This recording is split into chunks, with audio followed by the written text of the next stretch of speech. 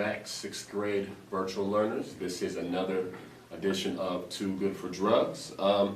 So last week we talked about effective communication skills. We learned that as an assertive speaker and an active listener, we can advocate for our needs, ask for help, and present ourselves as confident individuals. Today we're going to put assertive speaking and active listening to work to help us build healthy friendships and avoid situations that can get us into trouble. Now, what is a peer? Now, a peer is someone who's around your age.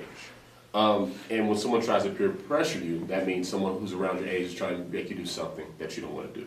So you have to think of strategies to deal with peer pressure. And a strategy is a plan. So I want everybody to turn to page 10 in your workbook in the section titled Peer Pressure Bingo. And we're going to play a little game of bingo, all right? Now, there's many ways you can get bingo on this. You can get it horizontal, vertical, or diagonally. So as I go over each peer pressure strategy, I want you to write them on your box, all right? On page 10. First strategy we're going to talk about is steer clear. Steer clear will help you avoid the peer pressure before it starts. If you can see a possible peer pressure situation, you want to steer clear of that encounter. For example, if two friends are on the way to a movie theater and they see a group of well-known troublemakers standing on the corner a block away, they know there could be trouble. So if the two friends walk past the troublemakers, they might be pressured to do something bad. So it's best to steer clear of that whole route in the first place, all right? Now, next strategy we have is say no. There's many ways to say no. No, no thanks, no way, or even not interested. And you would say it in an assertive voice, as we talked about in Lesson 4 in communication. Next, we have ignore. Now, continue what you were doing before the pressure started and act as if the people pressuring you is not even there. Next strategy we have is broken record. Repeat the same thing over and over again. If someone tries to get you to cheat, say, I don't cheat, I don't cheat, I don't cheat. And if you say it enough, the person pressuring you will know that you were serious and give up. Next strategy we have is better idea. Suggest something else to do. This strategy works best if the person pressuring you is a good friend and you don't want to lose the friendship. Say, wait, I have a better idea. Let's go play baseball, shoot hoops, go to the mall, or play video games. The possibilities are endless. Next strategy we have is make an excuse. Now, don't lie, but think of a legitimate reason not to go along with your friends. I have a lot of homework. I need to go. I have to go straight home. My mom calls to check in on me. Make your excuse believable.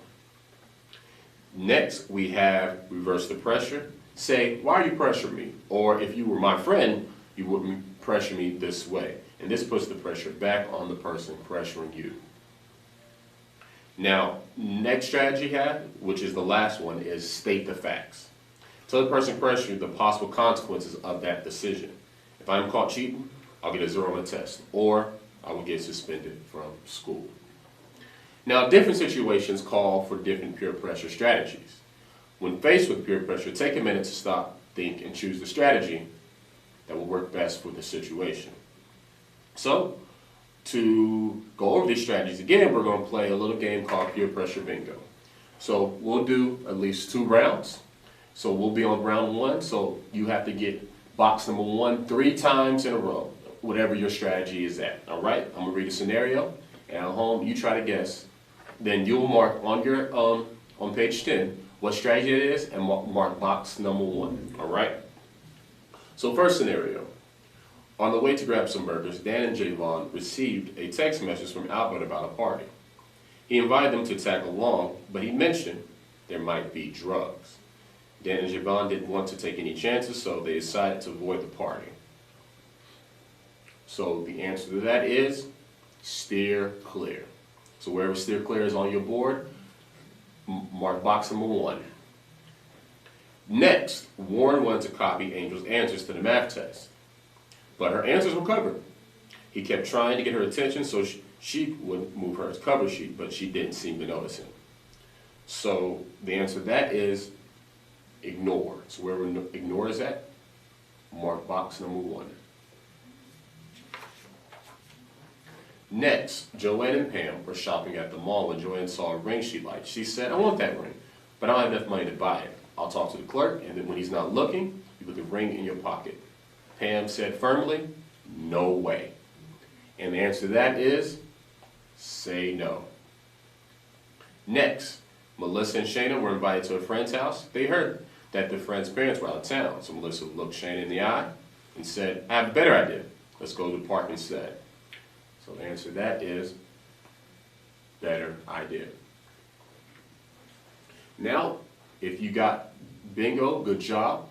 So you got bingo with box number 1 3 times, good job. Now we're on round 2, so you'll mark box number 2, and you have to get box number 2 3 times. Next, so Mary and her boyfriend Pedro were going to meet at the movies. Pedro said, meet behind the theater. I just want to be alone with you. Mario stood tall, looked Pedro in the eye, and firmly said, Pedro, why are you pressuring me? And the answer to that is, reverse the pressure. Next, Glenn wanted to skip baseball practice. He said, hey Brad, let's skip practice and head over to the diner for milkshakes. Brad turned around and walked into the dugout. And the answer to that is, walk away. Next, Dylan walked into the boys' locker room after PE class and saw his friends Ryan and Alex using drugs. Ryan looked at Dylan and said, come on man, try it, it's no big deal.